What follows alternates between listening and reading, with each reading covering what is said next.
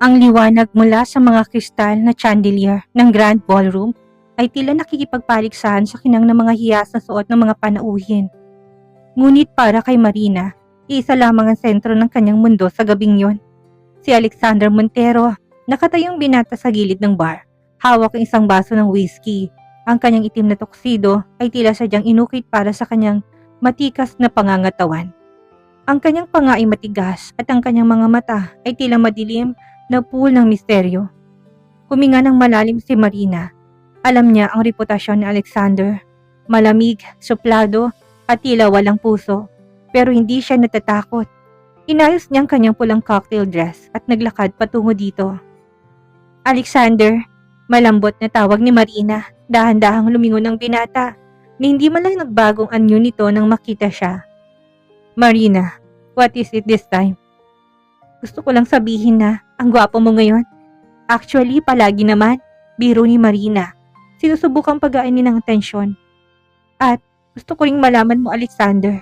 Hindi ako titigil. Mahal kita. Gusto kita. Isang mapait na ngisang sumilay sa mga labi ni Alexander. Nilapag niya ang baso sa mesa at lumapit ng bahagya kay Marina. Naaamoy ni Marina ang bango nito. Isang halo ng mamahaling pabango at matapang na alak. Listen carefully, Marina. Bulong ni Alexander, sapat na para marinig niya lamang. I have a girlfriend. Her name is Sophia and she is everything. You are not. Hindi mo ba naintindihan? I don't like you. I don't want you. Your obsession is starting to get pathetic. Nanigas si Marina sa kinatatayuan niya. Ang bawat salita ay tila sampal sa kanyang mukha. Alexander, hindi to obsession. I can make you happy if you just give me a chance. Chance? Tumawa si Alexander na walang emosyon. I wouldn't give you a chance even if you were the last woman on earth. Stay away from me, Marina. Don't make me humiliate you in front of everyone. Tinalikuran siya ni Alexander na walang pag-aalinlangan. Naiwan si Marina sa gitna ng maraming tao. Nakakuyom ang mga palad. Masakit, oo, pero ang pag-ibig niya kay Alexander ay tila isang apoy na lalong lumiliyab habang binubugahan ng hangin. Hindi niya alam sa gabing yon, isang pangyayari magpapabago sa kanilang mga buhay. Isang pangyayari na magdadala sa kanya sa altar, ngunit magdadala rin sa kanya sa gitna ng isang bagyo. Hindi makahinga ng maayos si Marina sa loob ng ballroom. Ang bawat sulyap ng mga tao ay tila mapanghusga matapos siyang talikuran ni Alexander. Lumabas siya patungo sa malawak na garden ng mansyon upang huminga ng sariwang hangin. Ang garden ay napapaligiran ng matatayog na pine trees at mga bush ng rosas. Tila isang labyrinth sa ilalim na liwanag ng buwan. Sa kabilang dulo, nakita niya si Alexander. Mag-isa itong nakatayo malapit sa isang stone fountain. Tila nagninilay-nilay. Hindi napigilan ni Marina ang kanyang sarili. Dinala niya ang kanyang mga paa patungo sa binata. Bakit mo ba ako sinusundan? Malamig na tanong ni Alexander nang hindi lumilingon. Alam niya ang amoy ng pabango ni Marina. Matamis at mapang-akit. Isang bagay na pilit niyang iniiwasan. Gusto lang kitang makausap ng tayo lang, Alexander. Bakit bang tindi ng galit mo sa akin? Tanong ni Marina. Ang boses ay nagsusumamo. Kumarap si Alexander. Ang mga matay nagniningas sa inis. Dahil hindi ka marunong tumanggap ng salitang hindi. You think your beauty and your family's status can get you everything? Well, not me. Sa gitna ng kanilang pagtatalo, biglang natisod si Marina sa nakausling ugat ng puno. Sa insting na huwag matumba, napakapit siya sa leeg ni Alexander upang hindi din sila tuluyang bumagsak. Mabilis na nahawakan ni Alexander ang bewang ni Marina. Sa isang iglap ang kanilang mga katawan ay magkadikit. Ang mukha ni Marina ay ilang pulgada na lamang ang layo sa mukha ni Alexander. Ang galit sa mga mata ng binati na palitan ng pagkagulat. Bitawan mo ko, bulong ni Alexander, ngunit bago pa siya makakilos. Isang malakas na singhap ang narinig nila mula sa madilim na bahagi ng garden. Alexander! Marina! Sabay na napaningon ng dalawa. Doon ay nakatayo ang mga magulang ni Alexander, sina Don Roberto at Doña Elena, kasamang ama ni Marina na si Don Miguel. Ang kanilang mga mukha ay bakas ang pagkagimbal sa nakikitang posisyon ng dalawa. Mula sa kanilang anggulo, tila magkayakap ang dalawa at nasa gitna ng isang matinding sandali. Anong kahulugan nito? Maotoridad na tanong ni Don Roberto. Alexander, alam mo nanditong pamilya ni Sofia. At ikaw, Marina, ganito bang asal isang dalagang Pilipina? Lolo, hindi po. Natisod lang siya. Mabilis sa paliwanag ni Alexander. Pilit na ikintulak palayo si Marina. Ngunit huli na. Ang mga magulang nila ay matagal nang naghahanap ng dahilan upang pagsamahin ang kanilang mga kumpanya. Ang iskandalong ito ang perpektong bala. Nakita namin, seryosong sabi ni Don Miguel. Ang aba ni Marina. Alexander, mabilis kumalat ang chismis sa ganitong kalaking party. Ayaw kong masirang dangal ng anak ko. Kailangan mong panagutan ito. Panagutan? Wala kami ginagawa, sigaw ni Alexander. Ang kanyang pangay tila puputok sa tindi ng pagkakakuyom. Kasal, mariing sabi ni Don Roberto. Magpapakasal kayo sa lalong madaling panahon. Ayaw ko na magkaroon ng lamat ang pangalan ng mga Montero dahil sa isang kapusukan sa garden. Tumingin si Alexander kay Marina, ang tingin na yun ay hindi na lamang puno ng inis. Ito ay puno ng purong puot. Naniniwala siyang plano to ni Marina na sadyang nagpahulog ang dalaga upang makuha ang gusto nito. Masaya ka na ba? Bulong ni Alexander kay Marina bago siya nilagpasan ng kanyang mga magulang. Nakuha mo ng gusto mo, pero tandaan mo ito Marina. Ipakakasal ako sa'yo pero hindi mo makukuha ang pagkatao ko. I will make sure your life with me is a living hell. Naiwang nanginginig si Marina, nakuha nga niyang pangarap niyang kasal, ngunit sa presyong baka hindi niya kayang bayaran. Ang katedral ay balot ng karangyaan, puting mga rosas, mahabang tule, at ang amoy ng mamahaling insensong pumupuno sa hangin. Ngunit sa likod ng marangyang dekorasyon, tila isang punyaryang pakiramdam ni Marina. Suot ang kanyang Vera Wong gown, naglalakad siya sa pasilyo patungo sa altar, kung saan naghihintay ang lalaking pinangarap niya. Ngunit ang lalaking ito hindi siya tinitingnan bilang asawa, kundi bilang isang kaaway. Nang makarating siya sa harap, hindi kinuha ni Alexander ang kanyang kamay. Sa halip na natili itong nakabulsa habang nakatingin ng diretso sa krus. Ang kanyang aura ay kasing lamig ng marmol na sahig ng simbahan. Ay, Alexander Montero, thank you Marina. Binigkas na Alexander ang mga sumpa nang walang anumang emosyon. Ang kanyang boses ay patag, tila nagbabasa lamang ng isang kontrata sa negosyo. Nang dumating ang sandali ng halik, mabilis nang nadinampi ni Alexander ang kanyang mga labi sa noon ni Marina. Isang formalidad na nagpalamig sa puso ng dalaga. Pagdating sa kanilang bagong mansyon matapos ang reception, ang katahimikan sa loob ng sasakyan ay halos nakakabingi. Pagpasok sa master's bedroom, agad na tinanggal ni Alexander ang kanyang tuxedo jacket at ibinato ito sa sofa. Masaya ka na ba? Bungad niya, ang boses ay puno ng pait. Suot mo ng singsing. Hawak mo ng apelido ko. Sigurado nagdiriwang ng tatay mo dahil kontrolado niya ng kalahati ng shares ko. Alexander, hindi na tungkol sa shares. Oo, sa pera, mahinang sagot ni Marina habang tinatangkang tanggalin ng mga perdibles sa kanyang buhok. Alam mo wala akong kinalaman sa naging desisyon ng mga magulang natin. Huwag ka na magmalinis, Marina, sigaw ni Alexander, dahilan upang mapatalo ng dalaga. Lumapit siya na mabilis at hinawakan ng braso ni Marina. Hindi sapat para saktan ito, pero sapat para idamang kanyang galit. You orchestrated that accident in that garden. Alam mong nandun sila. Alam mong wala akong kawala. Hindi totoo yan. May luha sa matang sagot ni Marina, isang mapait na tawang kumawala kay Alexander. Hindi na mahalaga kung aamin ka o hindi. You wanted this marriage? Fine, you have it. Pero huwag kang aasa na magiging tunay na asawa kang. Starting tonight, you are nothing but a ghost in this house. Kinuha ni Alexander ang kanyang unat at isang kumot. Dito ka matulog, sa guest room ako, mariin niyang sabi. At tandaan mo ito, bawat luhang papatak mula sa mga mata ni Sofia, dahil sa kasalang ito, babayaran mo. Parurusahan kita sa bawat segundong nakakulong ako sa impyernong ito. Kasama ka.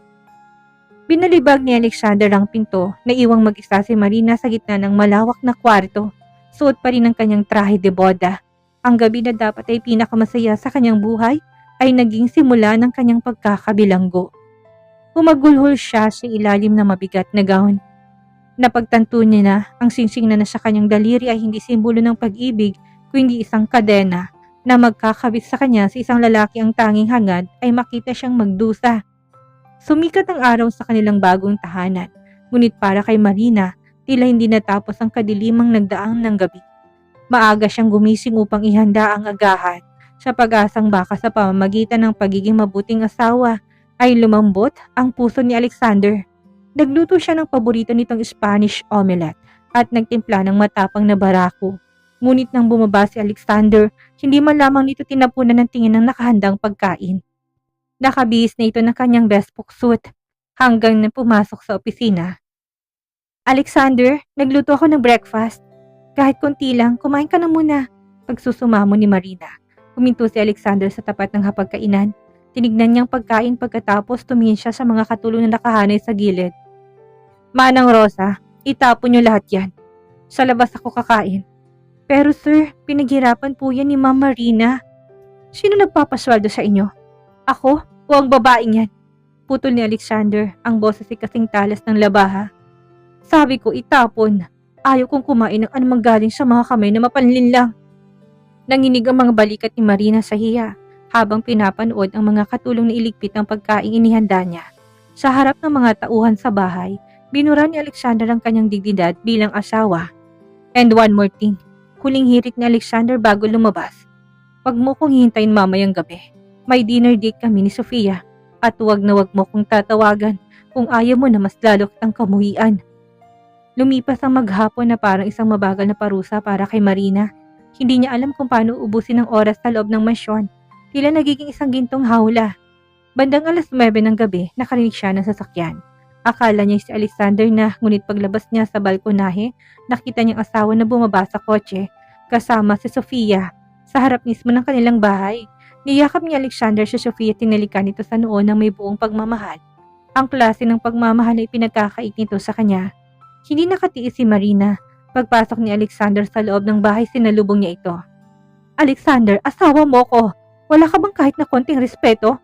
Dinala mo pa talaga siya dito sa harap ng bahay natin. Galit na tanong ni Marina. Bahay ko ito, Marina. At si Sofia? Siyang babaeng dapat ay nasa posisyon mo ngayon. Malamig na sagot ni Alexander habang tinatanggal ang kanyang korbata. Gusto mo ng respeto? Respetuhin mo muna ang katotohanan hindi kita mahal. You forced this marriage. So you deal with the consequences. Hanggang kailan mo ba ako parurusahan? Hanggang sa ikaw na mismong sumukot humiling ng annulment. Diretsong sagot ni Alexander. Huwag kang magalala, Marina. Marami pa akong inihanda para sa'yo. This is just day one.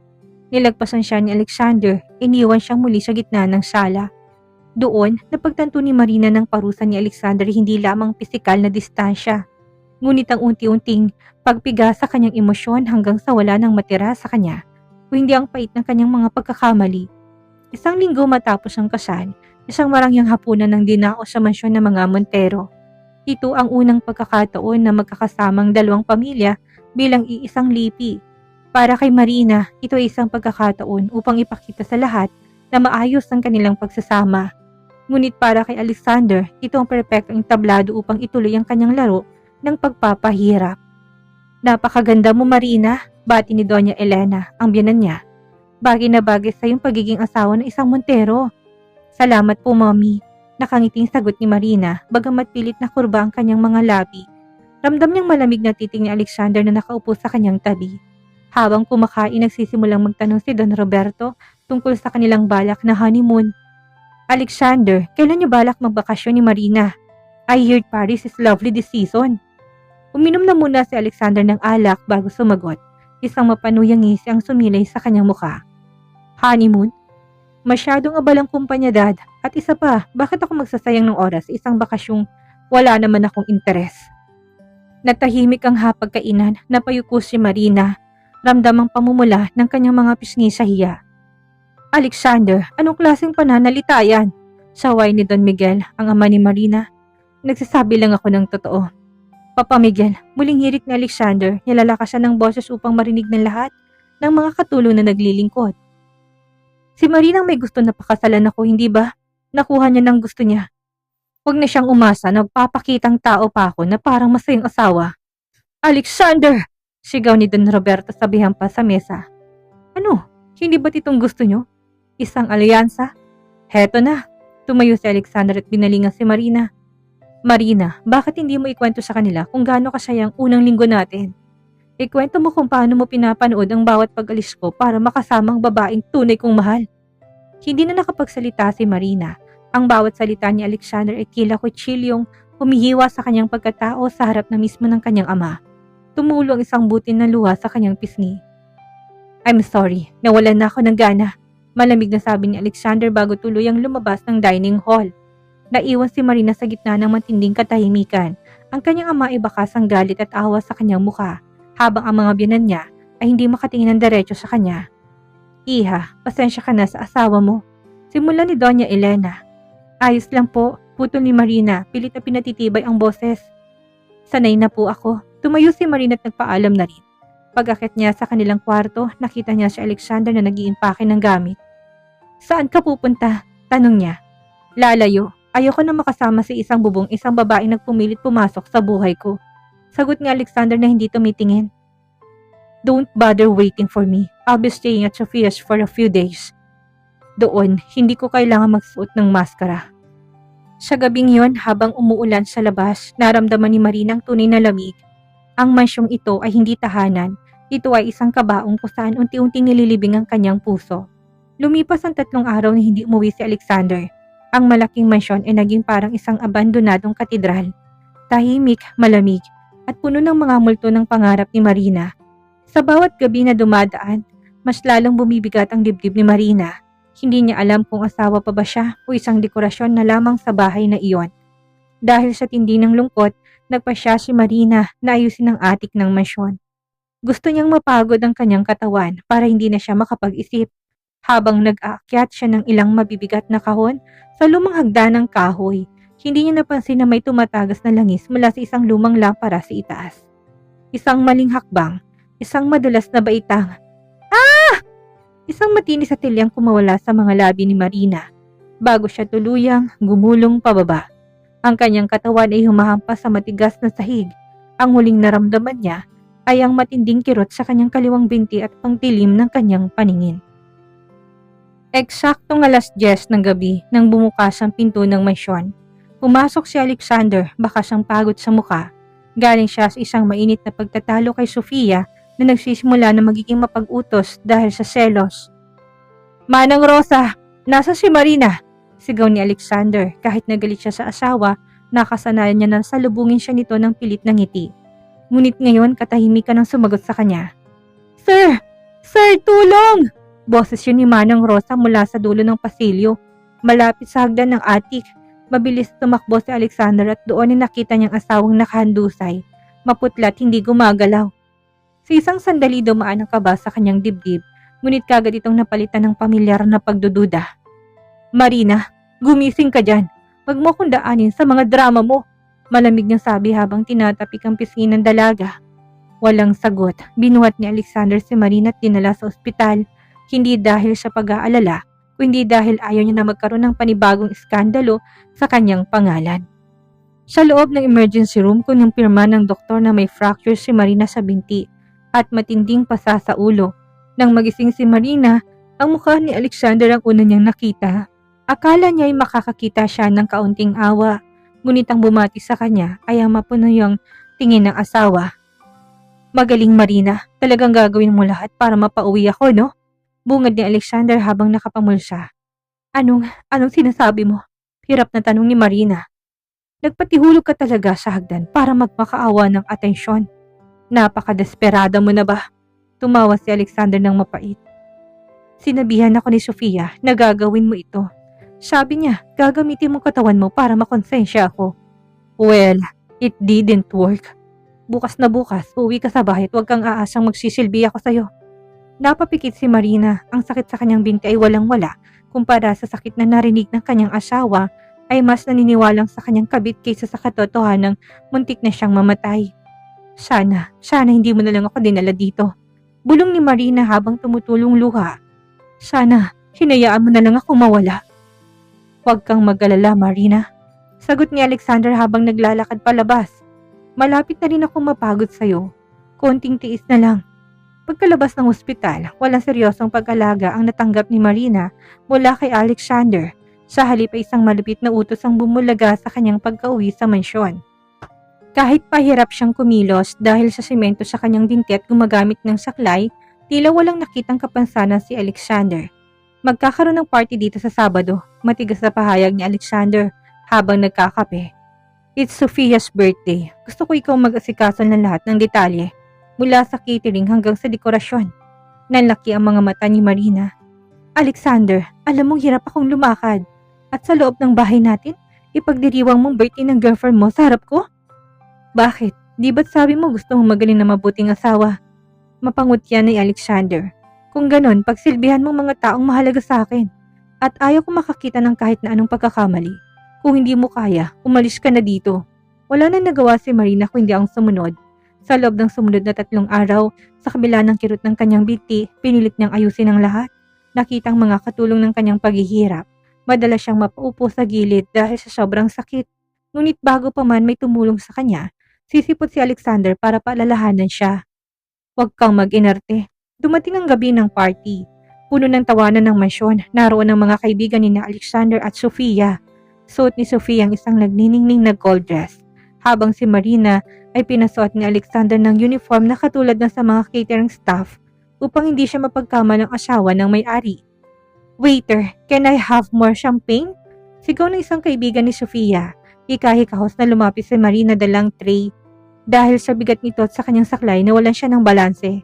Ang baso ng champagne ay tumapon, diretso sa mamahaling gown ni Sofia.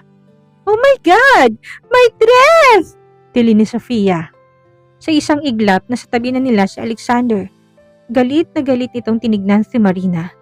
Ano ba? Wala ka nang kwenta, naninira ka pa ng gabi, sigaw ni Alexander. Hindi niya pinansin ang muntik nang mabuwal si Marina sa sahig. Clean this up. Now!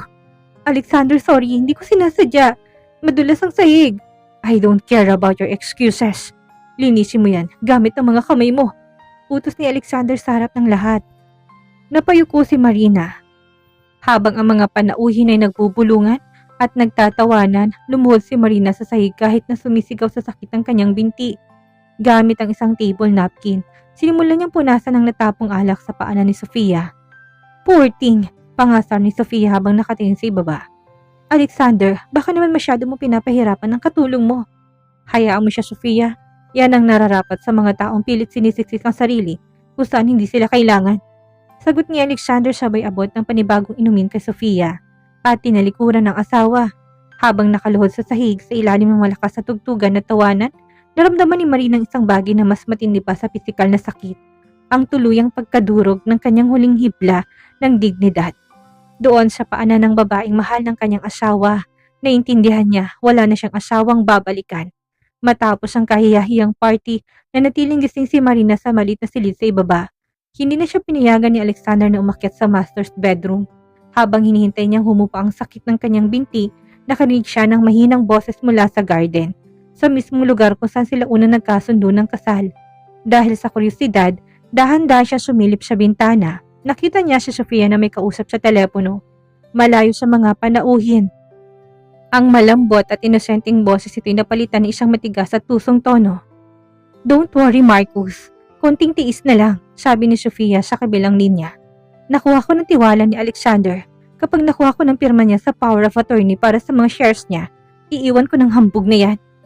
Pagkatapos, tayo na magpapatakbo ng Montero Group. Nanigas si Marina sa kanyang kinatatayuan. Si Marcos Delgado, ang mortal na kaaway ni Alexander sa negosyo. Ginamit lang ni Sofia si Alexander para sa pera at kapangyarihan. Huwag kang mag-alala sa asawa niya, dagdag pa ni Sofia na may halong tawa. Si Alexander na mismong gumagawa ng paraan para itaboy siya. He hates her so much. He can't even see that I'm the one stabbing him in the back. Nanginig ang buong katawan ni Marina. Gusto niyang sumigaw, gusto niyang itakbo ang katotohanan ito kay Alexander. Kahit na gaano kalupit ang asawa sa kanya, hindi niya kaya makitang masirang buhay nito dahil sa isang mapalinlang na babae. Kinaumagahan, hinarap ni Marina si Alexander bago ito pumasok sa opisina. Alexander, kailangan nating mag-usap. Tungkol to kay Sofia, diretsong sabi ni Marina. Ang boses ay seryoso. Huminto si Alexander sa pag-aayos ng kanyang kurbata at tinignan siya ng may pandidiri. Ano na naman to, Marina, ha? Paninira? Hindi ka pa ba nakakakuha ng leksyon kagabi? Narinig ko siyang kausap ni Marcos Delgado. Alexander, ginagamit ka niya lang. Plano nilang kunin ang kumpanya mo. Isang malakas na sampalan nagpalingon sa mukha ni Marina. Ang lakas ng impact ay naging dahilan upang mapaupo siyang muli. Ang kanyang saklay ay tumalsik sa gilid. "Huwag na huwag mong dudungisan." "Ang pangalan ni Sofia!" sigaw ni Alexander. Ang kanyang mukha ay pulang-pula sa galit. "Alam ko kung anong ginagawa mo. Gusto mo siyang siraan para ikaw magmukhang mabuti.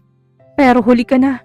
Sofia told me you do this. Sabi niya, gagawa ka ng kwento tungkol sa kanila ni Marcos para pag-awayin kami. Pero Alexander, nagsasabi ako ng totoo." "Enough!" Binalibag ni Alexander ang kanyang bag sa mesa. "Ang totoo dito, ikaw ang ahas, Marina. Ikaw ang mapanira. Mula ngayon, bawal ka nang lumabas ng kwartong ito. I don't want to hear your voice. I don't want to see your face." Lumabas si Alexander at kandadong pinto mula sa labas. Naiwan si Marina sa dilim. Hawak ang kanyang namamagang pisngi. Ang sakit ng sampal ay mabilis na naglaho, ngunit ang sakit na hindi paniwalaan ng taong pinoprotektahan mo ang tuluyang bumasag sa kanyang espiritu. Doon niya napagtanto, kahit naialay niyang kanyang buhay para kay Alexander, siya pa rin ang kontrabida. At ang katotohanan, alam niyang magiging isang mabigat na pasanin na hindi niya na kayang dalahin pa. Ang apat na sulok ng silid sa ibaba ay naging saksi sa unti-unting paglaho ng sigla ni Marina. 3 araw na siyang nakakulong. Ang tanging pagkakataong nakakita siya ng tao ay kapag nilalapag ng mga katulong ang pagkain sa malit na siwang ng pinto. Hindi siya pinapayagang lumabas para magpahangin. Si Alexander ay tila nag-iisang malupit na warden sa sarili niyang asawa. Isang gabi bumukas ang pinto. Pumasok si Alexander na amoy alak. Ang kanyang korbata ay maluwag at ang mga mata ay bakas ang labis na tensyon. "Alexander!" Mahinang tawag ni Marina, subalit bago pa siya makatayo, inihagis ni Alexander isang bungkus ng mga dokumento sa kanyang mukha. "Pirmahan mo yan," utos ni Alexander. Ang boses ito'y parang galing sa hukay. Kinuha ni Marina ang mga papeles, isa itong quitclaim at waiver of rights. Kapag pinirmahan niya to, tinatalikuran niya ang anumang karapatan sa yaman ng mga Montero, kabilang ng sustento sakaling maghiwalay sila. "Bakit, Alexander? Bakit mo to ginagawa?" "Dahil ayaw ko na may makuha ka kahit na isang sintimo kapag natapos ng dula-dula ang ito," sigaw niya. "Sophia's right. Your family is struggling and you only married to me to save your father's failing business. You're a gold digger, Marina. Isang oportunista." "Hindi totoo yan. Mahal kita, Alexander. Yun lang ang dahilan ko." Humagulhol si Marina, pilit na lumalapit sa asawa. Kahit na masakit ang binti, mabilis nang iniwasan ni Alexander na tila may nakakahawang sakit ang dalaga. "Huwag mong gamitin ang salitang yan sa akin. Nakakasuka. Pirmahan mo yan. O sisiguraduhin kong bukas na bukas ay nasa kalsadang ama mo." Nanginginig ang kamay na kinuha ni Marinang panulat. Sa bawat hagod ng tinta sa papel, nararamdaman niyang pinapatay niya ang huling pag-asa na meron siya para sa kanilang dalawa. Pagkatapos ng pirmahan, tinignan niya si Alexander ng diretso sa mga mata. "Nakuha mo na ang gusto mo, Alexander. Wala na akong habol sa'yo, pero sana balang araw ay malaman mo ng tanging yaman na gusto ko ay ikaw. At ikaw mismong nagtapon doon." Imbis na makonsensya, kinuha lang ni Alexander ang mga papel at tumalikod. "Matulog ka na at huwag kang lalabas. May mahalagang bisita ko bukas at ayaw ko na makita kanila sa ganitong itsura, madungis at kaawa-awa." Nang muling sumarang pinto, hindi na umiyak si Marina. Ang kanyang mga luhay tila natuyo na. Sa gitna ng dilim, isang malamig na desisyon ang nabuo sa kanyang isipan. Hindi niya na kayang protektahan si Alexander mula kay Sofia dahil ang sarili niya mismo hindi na niya maililigtas. "Tama na," bulong niya sa sarili. "Kung ang presyo ng pagmamahal ko sa'yo ay ang aking pagkatao, hindi ko na kayang magbayad." Nagsimula siyang mag-empake ng iilang damit sa isang maliit na bag. Hindi niya kailangan ng yaman na mga Montero. Ang tanging kailangan niya ay ang bawiin ang kanyang natitirang dignidad bago ito tuluyang madurog ni Alexander. Ang umagang yun ay nababalot ng makapal na hamog. Tila nakikiramay sa bigat na nararamdaman ni Marina. Mula sa kanyang maliit na bintana, nakita niyang pagdating ng mga mamahaling sasakyan. Yun ang mahalagang bisita na sinasabi ni Alexander. Ang mga board members ng Montero Group at syempre, si Sofia na nakasuot na napakagandang white power suit, tila ba siya ng tunay na may-ari ng mansyon. Abalang lahat sa malaking bulwagan para sa isang mahalagang pirmahan ng merger. Ito ang hinihintay ni Marina. Alam na lahat ng mata, kabilang ng mga gwardiya ay nakatuon sa seguridad ng mga bisita sa main hall. Dahan-dahan niyang binuksan ang pinto ng kanyang silid. Sa kanyang kabutihang palad, nakalimutang ilak ni Alexander ang pinto. Sa pagmamadali nito kaninang madaling araw, bitbit ang isang maliit na backpack na naglalaman lamang ng ilang piraso ng damit, ang kanyang lumang cellphone at ang kaunting perang naipon niya bago pa siya ikasal. Sinimulan ni Marina ang kanyang pagtakas. Bawat hakbang ay parang tinutusok ng libo-libong karayom ang kanyang binti. Wala na siyang saklay. Iniwan niya ito bilang simbolo na hindi niya na kailangan ng anumang suporta mula sa bahay na yon. Humahawak siya sa mga pader, dumadaan sa likod ng kusina kung saan ang makakatulong ay abala sa paghahanda ng mamahaling horse divorce. Ma'am Marina, bulong ni Manang Rosa nang makita siya sa may pintuan ng servant's exit. Napatigil sa Marina, nananalangin na wag siyang isumbong. Manang, parang awa niyo na. Huwag niyo kong pipigilan. Mamamatay ako dito. Nakita ni Manang Rosa ang pamamaga ng pisngi ni Marina at ang labis na kapayatan nito. Sa halip na sumigaw, kinuha ng matanda ang kanyang sariling balabal at ibinalot sa giniginaw na dalaga. Sige na, iha. Sa likod ng garden may maliit na buta sa bakod malapit sa mga gumamela. Doon ka dumaan. Mag-iingat ka. Salamat, Manang. Maluhalo ang sabi ni Marina bago mabilis na lumabas habang tinatawid ni Marina ang garden. Narinig niyang palakpakan mula sa loob ng mansyon. Siniguradong napirmahan ng kasunduan. Narinig din niyang malakas sa tawa ni Alexander. Isang tawang puno ng tagumpay, walang kaalam-alam ng babaeng binabaliwala niya, ay tuluyan ng bumibitaw. Narating ni Marina ang bakod. Sa kabila ng sakit gumagapang siya palabas hanggang sa marating niyang kalsada. Walang direksyon, walang plano, tanging ang layuning makalayo. Isang lumang bus ang huminto sa tapat niya. Hindi na siya nagtanong kung saan ito papunta. Sumakay siya at naupo sa pinakalikod. Habang umaandar ang bus palayo sa mansyon, hinubad ni Marina ang kanyang wedding ring. Tinignan niya ito sa huling pagkakataon. Ang gintong nagmistulang kadena sa kanyang leeg.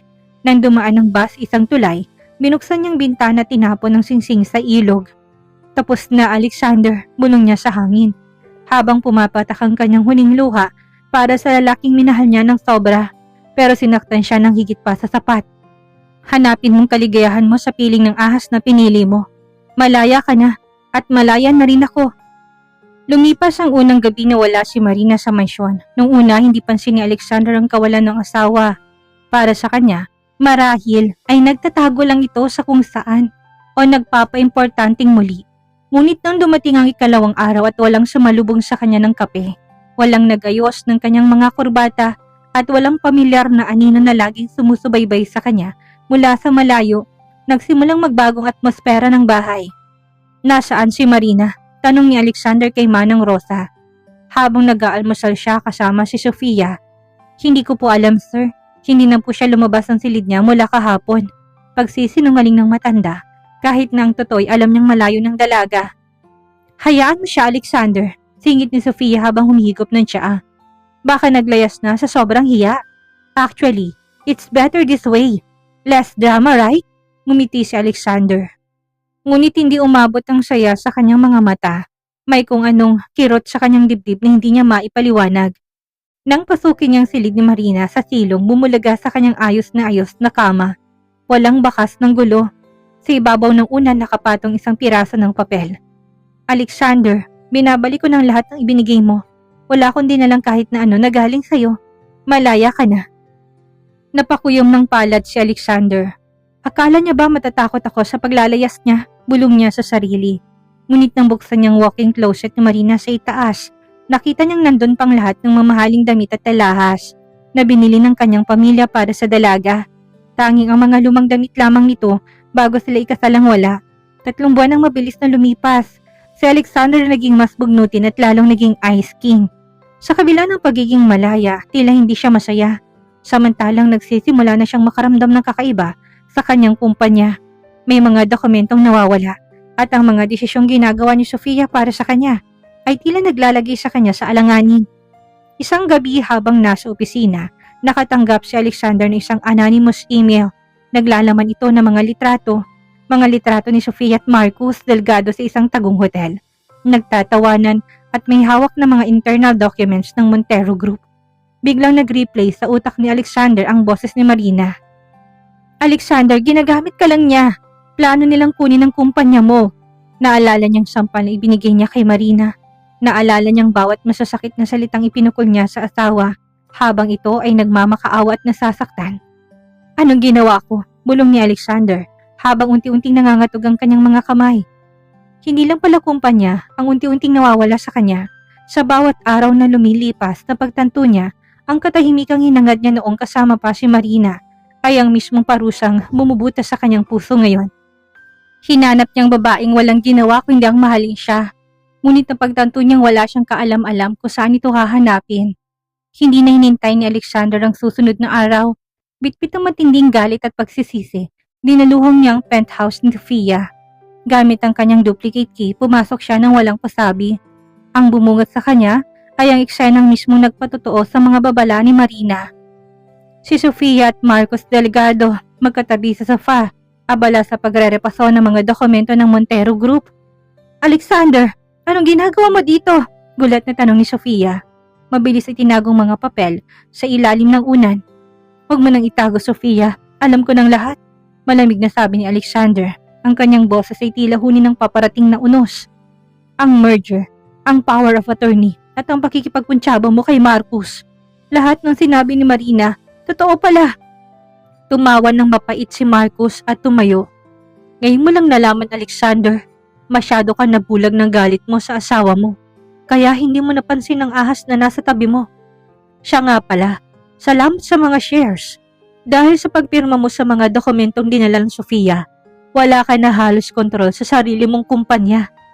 Lumingon si Alexander kay Sofia. Minahal kita, pinoprotektahan kita laban sa asawa ko. Pinaniwalaan kita kahit naharap-harapan na ako niloloko. Love? Pangungutya ni Sofia. Wala na ang maamong mukha nito. Alexander, business lang ito. Si Marcos ang mahal ko. Ikaw ang tiket ko para yumaman. At si Marina, napakadali niyang sirain. Isang iyak ko lang nananakit ka na kaagad, hindi ba? You're so predictable. Isang malakas na sampal ang ibinigay ni Alexander kay Sofia. Hindi dahil sa galit sa panluloko nito, kundi dahil sa galit sa sarili niya. Lumayas kayo ngayon din. Bago ko pa malimutang babae ka at bago ko ipatawag ang mga pulis para sa estafa. Nang makaalis ang dalawa, naiwang mag-isa si Alexander sa gitna ng silid. Napaluhod siya. Ang bawat pang-aalipusta niya kay Marina, ang bawat sampal at ang pagkakakulong nito sa bodega, ay tila bumalik sa kanya ng 10 beses na mas masakit. Marina, hagulhol niya. Patawarin mo ko. Kinuha ang kanyang telepono at tinawagan ng kanyang private investigator. Find her. I don't care how much it cost. Kahit sang sulok ng Pilipinas, hanapin mong asawa ko. Kailangan ko siyang mahanap bago ko tuluyang mabaliw. Sa gabing yon, habang humahagupit ang hangin sa labas, sinimulan ni Alexander ang pinakamahirap na laban ng kanyang buhay. Ang mahanap ang babaeng itinaboy niya. Sa mundong siya mismong naguhit ng hangganan. Lumipas ang 6 na buwan na walang humpay ng paghahanap. Ang dating makisig at ice king na si Alexander ay naging anino na lamang ng kanyang dating sarili. Ang kanyang mga mata ay malalim, laging puyat, at ang tanging nagpapatakbo sa kanyang buhay ay ang pag-asang makitang muli si Marina. Nabawi na niyang kontrol sa kanyang kumpanya sa tulong ng mga abogado, ngunit wala siyang pakialam sa yaman. Ang bawat sintimo ay ginagasta niya sa mga informante. Isang gabi tumunog ang kanyang telepono. Sir, may nakakita sa isang babaeng kamukha ni Ma'am Marina sa Isla de Amor, isang liblib na isla sa dulo ng Palawan. Nagtatrabaho siya bilang tagaluto sa isang malit na resort doon, ulat ng kanyang investigator. Hindi na nag-aksaya ng oras si Alexander. Sa kabila ng balita na may paparating na masamang panahon, nagrenta siya ng isang pribadong chopper at pagkatapos ay isang maliit na bangka upang marating ang isla. Ang dagat ay maalon, tila ba ayaw siyang papuntahin ng tadhana doon bilang parusa sa kanyang mga kasalanan. Pagdating sa isla, ang ulan ay nagsimula ng pumatak. Tinunto niyang isang payak na resort na gawa sa kawayan at nipa. Sa malayo nakita niyang isang pamilyar na bulto ng babae. Nakasuot ito ng simpleng puting damit, ang buhok ay nakatali ng maayos at may bitbit na basket ng mga sariwang prutas. Tumigil ang mundo ni Alexander. Marina, bulong niya. Ngunit nilamon ng hangin ang kanyang boses. Dahan-dahan siya lumapit. Nang lumingon ng babae, halos mabitawan itong basket na dala. Namutla si Marina. Ang kanyang mga mata na dati puno ng paghanga para kay Alexander, ngayon ay puno ng matinding takot at trauma. Alexander, mahina niyang sambit. Mabilis siyang umatras at tila ba nakakita ng isang halimaw. Paano? Bakit ka narito? Umalis ka na. Parang awa mo na. Huwag mo na akong saktan. Marina, hindi. Nandito ako para humingi ng tawad. Hakbang ni Alexander, ang kanyang boses ay nanginginig. Alam ko ng lahat. Alam ko nang niloko ako ni Sofia. Marina, patawarin mo ko sa lahat ng pasakit na ibinigay ko sa'yo. Tawad? Tumawa si Marina ng mapait habang tumutulong kanyang mga luha na mahalo sa patak ng ulan. Alexander, muntik mo na akong patayin. Pinakulong mo ko. Pinahiya at tinuring na parang basura. Ngayon na nalaman mo na niloko ka, saka ka babalik sa akin? Hindi ako isang opsyon. Hindi ako yung babaeng reserba kapag nabigo ko sa iba. Mahal kita, Marina. Ngayon ko lang na-realize na mahal kita. Sigaw ni Alexander sa gitna ng lumalakas na ulan. Ang mahal mo ay ang serbisyong binigay ko. Hindi ang pagkatao ko. Malamig na sagot ni Marina. Umalis ka na. Huwag mo nang gambalain ang katahimikan ko. Dito wala akong asawang mananakit sa akin. Dito malaya ako. Tumalikod si Marina at mabilis na naglakad palayo. Iniwan si Alexander na nakaluhod sa basang buhangin. Ang dating makapangyarihang lalaki umiiyak na parang bata. Ramdam ang bigat ng katotohanan na mas madaling sirain ang puso kaysa buuin itong muli. Hindi umalis si Alexander. Sa kabila ng matitigas na salita ni Marina, nag-check-in siya sa pinakamalapit na nipahat. Ilang metro lang ang layo mula sa tinutuluyan ng dalaga. Buong araw siyang nakatingin sa direksyon ni Marina. Sinusubukang lumapit ngunit kaga siyang itinaboy ng malamig na titig nito. Ngunit ang tadhana ay may ibang plano para sa gabing yon. Ang inaasahang ulan ay naging isang ganap na super typhoon. Ang Isla de Amor na dati isang paraiso ay naging isang madilim at mapanganib na lugar. Ang malalaking alon ay nagsimula ng sumakop sa dalampasigan at ang hangin ay tila naguhumiyaw na nagigiba ng mga kubo. Marina! Marina! Buksan mo pinto! Sigaw ni Alexander sa gitna na nangangalit na bagyo. Nang walang sumasagot, binalibag ni Alexander ang pinto ng maliit na kwarto ni Marina. Nakita niyang dalaga na nakasubsob sa sulok, nanginginig sa takot habang ang bubong ng kanyang kubo ay unti-unti nang nililipad ng hangin. Alexander! Sigaw ni Marina. Hininalinta ng galit dahil sa tindi ng takot. Huwag kang matakot, narito ako. Mabilis na lumapit si Alexander at binalot ng kanyang katawan si Marina. Sa pagkakataong ito, hindi siyang Ice King o ang malupit na asawa. Siya ay isang lalaking handang mamatay para sa babaeng mahal niya. Isang malakas na lagutok ang narinig nila. Isang malaking puno ng nyog ang bumagsak sa likurang bahagi ng kubo. Sa isang iglap, kinaladkad ni Alexander si Marina palabas patungo sa isang konkretong struktura sa likod ng resort. Ang tanging gusaling gawa sa semento sa loob ng madilim at masikip na silid habang naririnig ang pagbagsak ng mga bagay sa labas. Magkayakap ang dalawa. Basang-basa sila at kapwa nanginginig sa ginaw. Bakit hindi ka pa umaalis? Tanong ni Marina sa pagitan ng kanyang mga hikbi. Bakit kailangan mo pang magpakita dito? Dahil kung mamamatay man ako sa bagyong ito, gusto ko'y nasa tabi mo ko, bulong ni Alexander. Hinawakan yung mga kamay ni Marina na dati madalas niyang itaboy. Marina, hindi ko hinihiling na patawarin mo ko kagad. Alam kong sapat ng impyerno ng pinagdaanan mo sa kamay ko. Pero hayaan mo kong protektahan ka ngayon, kahit na ngayon lang. Sa gitna ng panganib, naramdaman ni Marina ang tibok ng puso ni Alexander. Mabilis, totoo at puno ng takot na mawala siya. Sa unang pagkakataon, matapos ang mahabang panahon, hindi siya nakaramdam ng pangmamaliit. Ang nararamdaman niya ang init ng isang lalaking nahanap na ang kanyang nawawalang kaluluwa. Nakatulog sila sa ganong posisyon, magkayakap sa gitna ng dilubyo, tila bang bagyong tanging paraan ng universe upang palitin silang muling makagalapit. Nang sumikat ang araw, ang Isla de Amor ay tila isang larangan ng digmaan. Wasak ang mga kubo, tumbang lahat ang mga puno ng nyog at ang dalampasigan ay puno ng mga debris. Ngunit sa loob ng malit na konkretong silid, nagising si Marina na nakayakap pa rin sa kanya si Alexander. Sa kabila ng ginaw, ramdam niyang init ng katawan ng asawa na nagsisilbing kalasag niya sa buong magdamag. Dahan-dahang kumilos si Alexander at tinitigan ang mukha ni Marina. Sa ilalim ng maliwanag na sikat ng araw, mas nakita niyang mga bakas ng kanyang kalupitan. Nakita niya isang maliit na peklat sa malapit sa kilay nito mula sa pagkakahulog sa hagdan. At ang mga kamay nito na dati malalambot, ngunit ngayon ay mga kalyo na dahil sa pagtatrabaho sa resort. Marina, bulong ni Alexander, hinawakan niyang pisngi ng dalaga na may iba yung pag-iingat. Tila ba natatakot siya na mabasag ito? Nang mulat si Marina at kaga na nabalik ang pader sa kanyang mga mata. Tapos ng bagyo, Alexander. Maaari mo na akong bitawan. Tumayo si Marina at sinubukang lumakad, ngunit napaungol siya sa sakit. Ang kanyang binti, ang binting nabali dahil sa kapabayaan ni Alexander ay muling sumasakit dahil sa lamig at pagod. Agad siyang inalalayan ni Alexander, ngunit mabilis na tinulak ni Marina ang kanyang mga kamay. Sabi ko, wag mo akong hawakan, sigaw ni Marina, ang kanyang boses ay puno ng pait. Akala mo ba, dahil iniligtas mo ako kagabi ay sapat na yon? Ang isang gabi ng pagpapakitang gilas ay hindi mabubura. Ang ilang buwan ng impyernong ibinigay mo sa akin. Alam ko, Marina, alam ko. Mapait na sagot ni Alexander. Hindi ko inasahan isang gabi lang ay ayos ng lahat. Pero tignan mo ito. Nilabas ni Alexander ang kanyang phone at ipinakita mga legal na dokumento. Ibinenta ko ng mansyon. Ang lugar na naging kulungan mo, wala na at ang kumpanya. Ibinigay ko ng kalahati ng share sa mga charities sa tumutulong sa mga biktima ng pang-aabuso. I don't want that life anymore, Marina. If it means losing you, then I don't want any of it. Napatigil si Marina. Hindi niya inasahan na tatalikuran ni Alexander ang yaman na dati mas pinapahalagahan nito kaysa sa kanya. Bakit? Tanong ni Marina. Dahil ang tunay na yaman ko itinapon ko sa ilog kasama ng sinsing na yon. Sagot ni Alexander.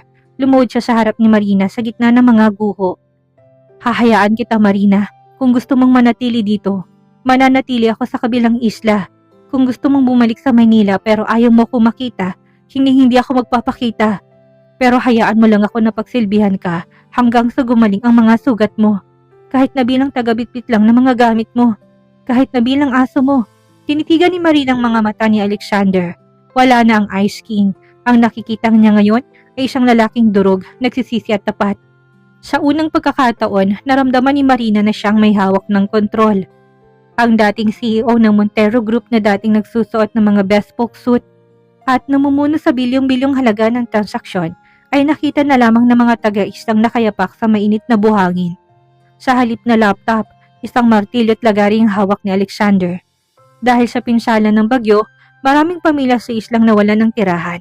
Sa halip na umalis, ginamit ni Alexander ang kanyang pera para bumili ng mga kagamitan sa pagpapatayo at siya mismo ang naging leader ng mga construction worker. Sa ilalim na nakatirik na araw, ang kanyang balat ay unti-unting nangitim at ang kanyang mga palad ay nagkaroon ng mga paltos. Mula sa bintana ng pansamantalang kusina ng resort, pinapanood ni Marina si Alexander. Nakita niya kung paano ito bumuhat ng mabibigat na yero at kung paano ito tumulong sa mga bata. Walang reklamo, walang pangmamataas. Isang tanghali, lumapit si Alexander sa kusina. Basang-basa siya ng pawis at may mga dumi ng semento sa braso. Hindi siya pumasok sa loob. Nanatili siya sa labas at tila nahihiya pa rin lumapit kay Marina. Marina, maaari bang humingi ng konting tubig? Mahinang tanong niya. Inabutan siya ni Marina ng baso. Ngunit nang magkadikit ang kanilang mga daliri, napansin ni Marina ang mga sugat sa kamay ni Alexander. Bakit mo ba ginagawa to? Pwede ka namang magpadala na lang ng pera at kumuha ng mga trabahador. Hindi mo kailangan magpakapagod ng ganito. Uminom na muna si Alexander bago sumagot. Tumingin siya na diretso sa mga mata ni Marina. Ang pera hindi sapat para bayaran ang sakit na idinulot ko sa iyo, Marina. Gusto kong maramdaman ang hirap. Gusto kong mapagod ng katawan ko para sa bawat gabing hindi ka nakatulog dahil sa akin. At gusto kong makita ng Alexander na dati nakatingin lang sa itaas, ngayon ay nakaluhod na sa harap mo. Handang magsilbi. Hindi sumagot si Marina, ngunit may kunang pait na tila natutunaw sa kanyang dibdib. Nang sumapit ang gabi, isang munting salusalong idinaos ng mga taga-isla bilang pasasalamat sa mabilis na rehabilitasyon. Habang lahat ay masayang kumakain, naupo si Alexander sa isang sulok, malayo sa karamihan. Lumapit si Marina na may dalang plato ng pagkain. Kumain ka na muna, baka magkasakit ka. Lalo mo lang akong bibigyan ng problema. Sabi ni Marina, pilit pa rin ginagawang matari ang tono. Napangiti si Alexander, isang tunay ng ngiti, hindi ang mapait ng ngisi na nakasanayan ni Marina. Salamat Marina, sapat na sa akin na pinapakain mo ko. Huwag ka nga Shumi, sagot ni Marina, ngunit naupo siya sa tabi nito. May 1 metrong distansya. Hindi pa rin kita napapatawad, Alexander. Ang mga peklat na ito, hindi to basta-basta nawawala. Alam ko, bulong ni Alexander. Hindi ko hihilingin na kalimutan mong nakaraan. Gusto ko lang nabigyan mo ko ng pagkakataong gumawa ng mga bagong alaala kasama ka. Kahit na gaano katagal, kahit naabutin tayo ng habang buhay dito sa islang ito. Sa ilalim ng liwanag ng buwan at sa himig ng mga alon, tila muling nagsusulat ang tadhana. Ang dating relasyong binuo sa pilit na kasunduan ay unti-unting dinudurog upang palitan ng isang pundasyong gawa sa pagsisisi, pagsasakripisyo, at unti-unting pag-usbong ng isang bagong klaseng pagmamahal. Habang unti-unting bumabalik ang kulay sa buhay ni Marina at Alexander sa isla, isang mabilis na speedboat ang dumaong sa dalampasigan. Hindi itong karaniwang bangka ng mga turista. Mula dito'y bumaba ang vice-presidente ng Montero Group at ang matapat na abogado ni Don Roberto. Sir Alexander, kailangan niyo nang bumalik sa Maynila, humahangos sa balita ng abogado. Inatake sa puso si Don Roberto. Nasa kritikal na kondisyon siya ngayon sa ospital. Tila tumigil ang mundo ni Alexander. Sa kabila ng lahat ng hidwaan nila ng kanyang ama, hindi niya maipagkakailang dugong nananalaytay sa kanila. Napatingin siya kay Marina na nakatayo sa malapit sa kusina. Nakita niyang pag-alala sa mga mata ng dalaga. Ngunit nakita niya rin ang takot. Takot na kapag bumalik si Alexander sa Maynila, babalik din ang mapait na anino ng kanilang nakaraan. I'm not leaving, matigas sa sabi ni Alexander, bagamat nanginginig ang kanyang boses. Pero sir, kayo lang ang inaasahan ng pamilya at ang kumpanya. Sinusubukan mo ning pasukin ng mga tauhan ni Marcos Delgado habang mahina ang Don. Giit ng abogado, lumingon si Alexander kay Marina. Lumapit siya dito, tinawakan ng magkabilang balikat ng dalaga. Marina, kailangan ko siyang puntahan, pero hindi ako aalis kung hindi ka sasama. Hindi ko kayang iwan ka dito. Natatakot ako na kapag lumingon ako, mawala ka na namang muli. Alexander, pamilya mo yon. Kailangan kanila, mahinang sagot ni Marina. Pero ang Maynila, ang mansyon, doon namatay ang pagkatao ko. Hindi tayo babalik sa mansyon niyo, Marina, pangako. Pagsusumamo ni Alexander, lumuhod siya sa harap nito sa harap ng mga bisita mula sa Maynila. Kung sasama ka, titira tayo sa isang lugar na gusto mo. Wala na mga gwardya, wala na mga pilit na pagtitipon. Gusto ko lang na nandun ka sa tabi ko habang hinaharap kong huling laban ng pamilya ko. Please, Marina, wag mo kong iiwan sa gitna ng dilim na ito. Nagkaroon ng mahabang katahimikan, tumingin si Marina sa paligid ng Isla de Amor, ang lugar na nagbigay sa kanya ng kalayaan. Pagkatapos ay tumingin siya sa lalaking nasa paanan niya, ang lalaking nagpapakumabat na patunayan niya kaya niya magbago. Sasamahan kita, sabi ni Marina na nagdulot ng malakas na buntong hininga na ginhawa kay Alexander. Pero hindi bilang asawang sunod-sunuran. Sasama ako dahil gusto kong makita kung paninindigan mong mga pangako mo sa harap ng mundong sumira sa atin. Pagbalik sa Maynila, ang amoy ng ospital at ang ingay ng syudad ay tila isang malakas na sampal sa kanila. Pagdating sa ICU, nakita nila si Don Roberto, maputla at maraming nakakabit na aparato. Nang iminulat ng matandang kanyang mga mata at makita sina Alexander at Marina na magkahawak kamay, isang butil ng luwang pumatak mula dito. Marina, iha, mahinang tawag ng Don. Patawarin mo kami sa lahat ng pagkakamali namin.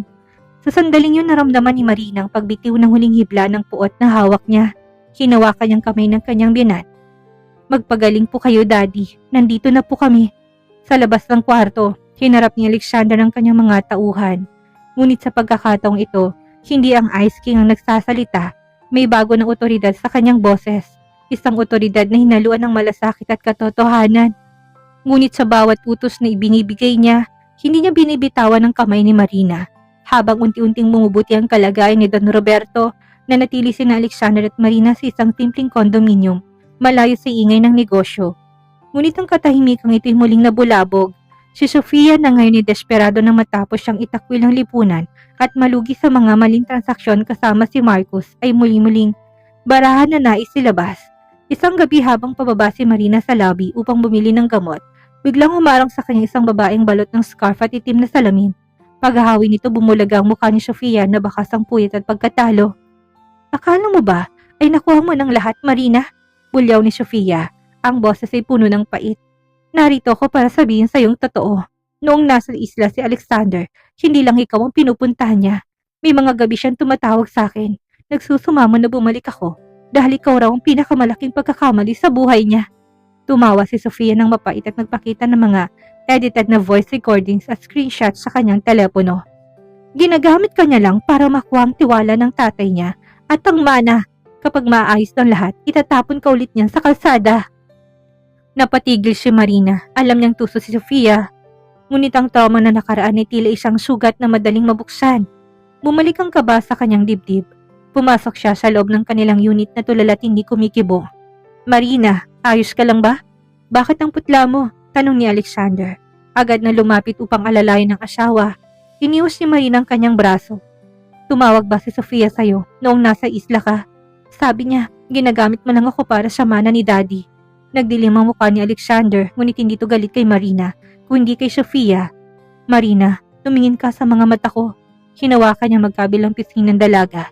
Noong nasa isla ko, wala akong ibang iniisip kundi ikaw. Wala akong ibang tinawagan kundi ang investigator para mahanap ka. Si Sofia ay isang bahagi ng madilim kong nakaraan na hindi ko nababalikan. Pero ang mga ebidensya niya, lahat yan igawa-gawa ng isang taong wala nang mawawala. Putol ni Alexander. Gusto mo ba ng patunay? Tara. Hinatak ni Alexander si Marina pababa ng lobby. Doon naabutan pa nila si Sofia ang pasakay na sana ng taxi. Hindi nagatubili si Alexander. Sa harap ng maraming tao at ng mga security guards, sinarap niyang babaeng minsan niyang pinaniwalaan. Sofia, ibigay mo sa akin ang telepono mo. Utos ni Alexander. Sa tindi ng kanyang otoridad, hindi nakatanggi si Sofia. Mabilis sa kinuha ni Alexander ang phone at pinakitang siyang high-tech expert na kaibigan niya na nagkataong nasa building din. Sa loob ng ilang minuto napatunayan ng lahat ng recordings ay AI generated at ang mga chats ay gawa sa isang peking app. Wala ka ng kapangyarihan sa amin, Sofia, sabi ni Alexander habang nakatitig na may pandidiri. Tinatawagan ko ng mga pulis para sa harassment at defamation. At huwag mong kalilimutan, ang lahat na ninakaw niya ni Marcos, babawiin ko hanggang sa huling sintimo. Napaupo si Sofia sa sahig, umiiyak at nagsusumamo, ngunit hindi na siya nilingon ni Alexander. Pinalingan niya si Marina at niyakap ito ng mahigpit sa harap ng lahat. Hindi na ako papayag na may makapasok pa sa pagitan nating dalawa, bulong ni Alexander. Ikaw ang buhay ko, Marina, hindi ang mana, hindi ang kumpanya, ikaw lang. Isang taon ang lumipas matapos ang huling pagtatangka ni Sofia na sirain ang kanilang pagsasama. Ang mansyon na dating naging saksi sa pagdurusa ni Marina ay tuluyan na naibenta at ginawang isang rehabilitation center para sa mga kababaihan. Isang mungkahi ni Marina ng buong pusong sinuportahan ni Alexander. Sa halip ni isang madilim na palasyo na nirahan ng mag-asawa sa isang modernong glass house sa Tagaytay. Dito ang bawat sulok ay puno ng liwanag, halaman at mga litrato nagpapakita ng kanilang mga ngiti. Hindi napilit kung hindi tunay na nagmumula sa puso. Ang araw na yon ay espesyal, hindi dahil sa anumang pagtitipon ng mga negosyante, kundi dahil itong araw ng kanilang renewal of vows. Walang media, walang board members at walang pilit na alyansya. Naroon lamang si Don Roberto na ngayon ay malakas na't naglalakad gamit ang tungkod. Ang ama ni Marina na si Don Miguel at ang malit na komunidad ng mga kaibigan nila mula sa Isla de Amor na inilipad papatungong Maynila. Nakatayo si Alexander sa dulo ng altar na gawa sa mga puting orchids. Suot niya isang simpleng linen suit. Nang bumukas ang pinto't lumabas si Marina, tumigil ang hininga na lahat. Wala siyang suot na mamahaling gown mula sa Paris. Suot niyang isang payak at puting trahe na gawa sa lokal na hinabing tela mula sa probinsya. Ang kanyang kagandahan ay hindi na nagagaling sa mga hiyas, kundi sa kapayapaang nasa loob niya. Nang makaharap sila, hinawakan ni Alexander ang mga kamay ni Marina. Sa pagkakataong ito, hindi niya binibitawan. Marina, simulan ni Alexander, ang boses ay puno ng emosyon. Nung unang beses tayong tumayo sa harap ng altar, bulag ako. Ang puso mong inaalay mo pero puot ang ibinalik ko. Pinapangako ko noon na gagawin kong impyernong buhay mo. At hanggang ngayon, ang pagsisisi ng pinakamabigat na pasan ko. Pero salamat dahil hindi ka sumuko sa akin ng tuluyan. Salamat dahil tinuruan mo kong magmahal sa gitna ng unos. Ngumiti si Marina, ang mga matay nagniningning. Alexander, pinatawad na kita. Hindi dahil karapat-dapat ka noong una, kundi dahil karapat-dapat ang puso ko sa katahimikan. At sa paglalakbay natin, napatunayan mo ng lalaking mahal ko ay hindi ang Ice King na kinatatakutan ng lahat, kundi ang lalaking handang mabahira ng kamay ng semento para lang may masilungan ako. Mahal kita noon, ngayon at sa lahat ng bukas na darating. Nang maglapat ang kanilang mga labi, ang palakpakan ng mga tao ay tila musikang tagumpay laban sa lahat ng pagsubok. Pagkatapos ng seremonya, habang pinapanood nilang paglubog ng araw mula sa kanilang balkonahe, inabot ni Marina ang isang maliit na kahon kay Alexander. Ano to? Tanong ng binata. Nang buksan to ni Alexander, nakita niya isang maliit na sapatos ng sanggol at isang positive pregnancy test. Nalaki ang kanyang mga mata at sa unang pagkakataon Ang makapangyarihang si Alexander Montero ay tuluyang napaiyak sa labis sa kagalakan. Magiging tatay na ako, bulong niya. Tumango si Marina at sumandal sa balikat ni Alexander. Isang bagong simula, Alexander. Para sa atin at para sa maliit na anghel na ito. Yumakap ng mahigpit si Alexander kay Marina.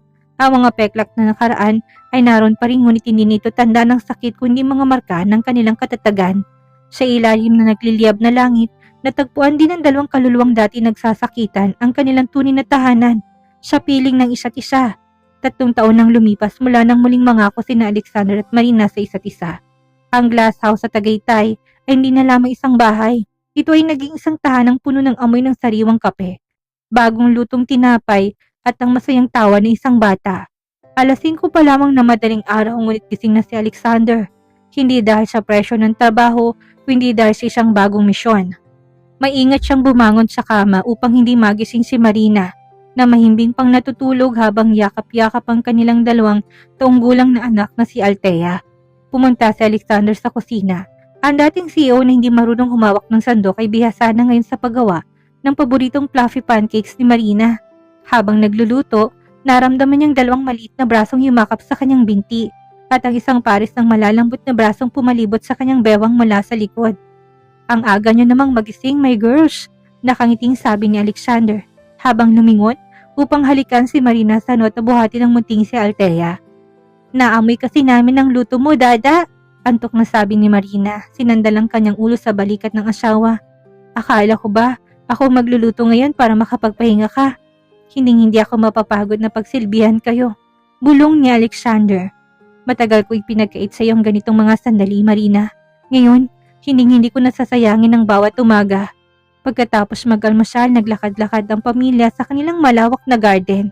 Hawak-hawak ni Alexander ang kamay ni Marina. Ang kanilang mga daliri ay magkakabuhol, isang simbolong hindi na sila muling magkakahiwalay. Alexander, tingnan mo. Turo ni Marina sa mga rosas na tinanim ni Alexander noong nakaraang taon. Namumukadkad na sila, tumigil si Alexander at tinitigan ng kanyang asawa.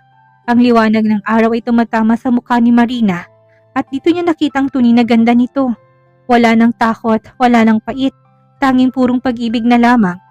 Alam mo Marina, simula ni Alexander, hinila niyang dalaga palapit sa kanya. Minsan kapag tinitingnan kita, hindi pa rin ako makapaniwalang pinatawad mo na ako, na nandito tayo ngayon. Ang mga rosas na yan, parang ikaw, kahit na natapakan at nasaktan ng unos. Kapag inalagaan ng tama ay mas lalong nagiging maganda. Ngumiti si Marina at inayos ang kurbata ni Alexander. Isang gawaing dati ginagawa niya ng may takot ngunit ngayon ay puno na ng lambing. Ang pag-ibig ay hindi tungkol sa pagiging perpekto, Alexander. Tungkol ito sa pagpili na manatilit bumuo muli kahit na durog ng lahat. At pinili kita. Paulit-ulit kitang pipiliin. Kinuha ni Alexander ang isang maliit na rosas at nilagay ito sa likod ng tenga ni Marina. Hindi na muling papatak ang luha mo dahil sa akin, Marina. Kung iiyak ka man, sisiguraduhin kong dahil yun sa sobrang kagalakan. Naglakad silang pabalik sa loob habang hinahabol ang tumatakbong si Althea. Sa bawat hakbang, ramdam ang bigat ng kanilang nakaraan, ngunit mas ramdam ang gaan ng kanilang hinaharap. Ang kanilang pagmamahalan ay hindi na lamang isang kwento ng pagsisisi. Ito ay isa ng obra maestra ng muling pagbangon.